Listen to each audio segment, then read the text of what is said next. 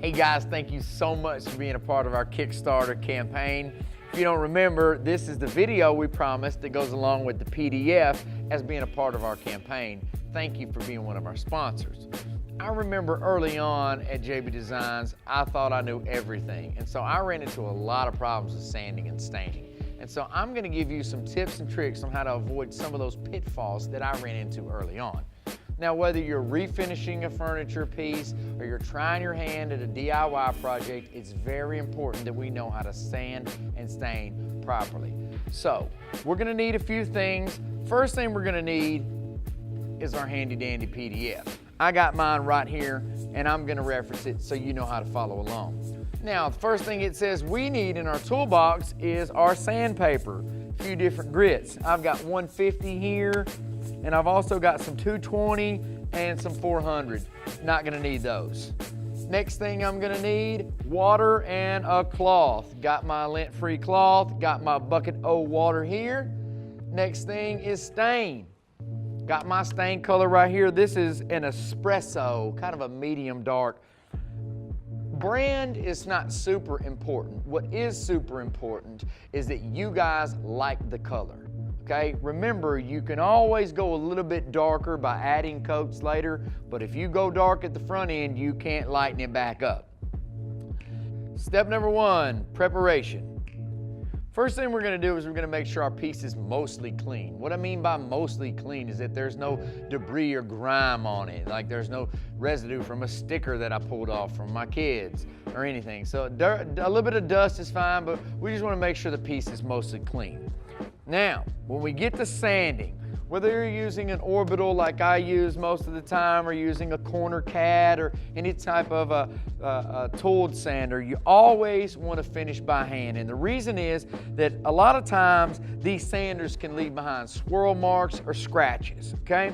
So once you've applied the stain, unless that's the look you're going for, it's just gonna highlight any scratches and blemishes. So it's very important that we finish by hand even when using a sander. Now, how to sand is also important. We're gonna always, if we can, go with the grain. Now, the grain is the direction that most of the wood fibers are running. On this piece, it's going this way. I don't know if it's going up or it's going down, but I know it's not going left and right. So I'm gonna take my sandpaper and I'm just gonna follow the grain. And I'm just gonna follow that grain pattern until I get all the blemishes that I need out, till I've removed all the paint that I need to remove, and I get down to a good clean surface to stain. Once I've got a good clean surface to stain, I want to make sure that I wipe all the dust off, and now it's time for the next and most important secret step, water popping. What we're going to do is we're going to take our rag and we're going to dip it in our water, and we want to get this, we don't want it damp and we don't want it dripping wet, so just get it in there and wring it out. And we're going to take our workpiece and we're going to wipe it all the way down. Make sure that you get every edge wet.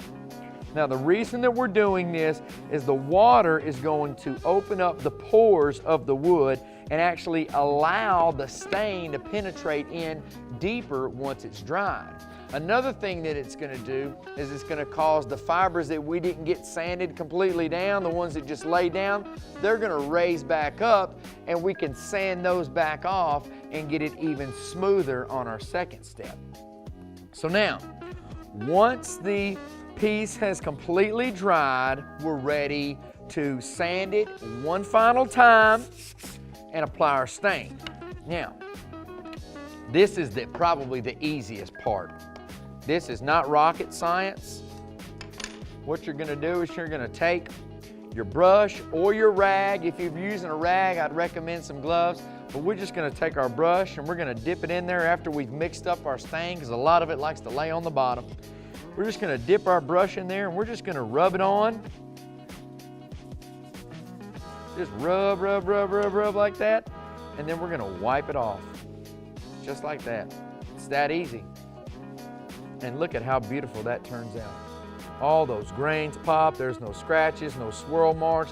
What we don't want to do is we don't want any puddles or drips, so if there are, just make sure we get those. And then we're going to let it completely dry. Most of the stain cans will tell you how long it needs to dry before applying a top coat. There's a ton of different ways, and maybe we'll do another video for our next campaign on how to apply a top coat or apply a finish. So that's it, guys. Now let's get down here into these bonus tips.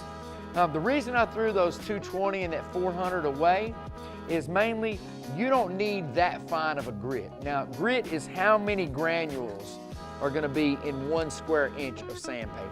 So with anything over 150, upwards of 220 and 350 and 400, you're actually buffing the wood and smoothing it out. You're going to want to use that type of sandpaper for woods that you're not going to stain. So like this piece of walnut right here, I wouldn't want to stain it because it's a beautiful piece, so I'm just going to keep sanding that smooth. Now, an important tip, don't waste your money on wood conditioner. This water is going to do the same exact thing as the wood conditioner. You can save your pennies for your projects and not for the wood conditioner. And now finally, for the bonus tip, you can use this water popping technique and incremental sanding with these fine grit sandpapers to make some really beautiful projects. I use this with my tabletops and with our cutting boards. I actually have one right here. This is a hickory cutting board we've done with just sanding and water popping. So I hope these tips have helped you guys. I can't wait to see what you do with them. Thanks so much for being a part of our Kickstarter campaign. We really appreciate your support.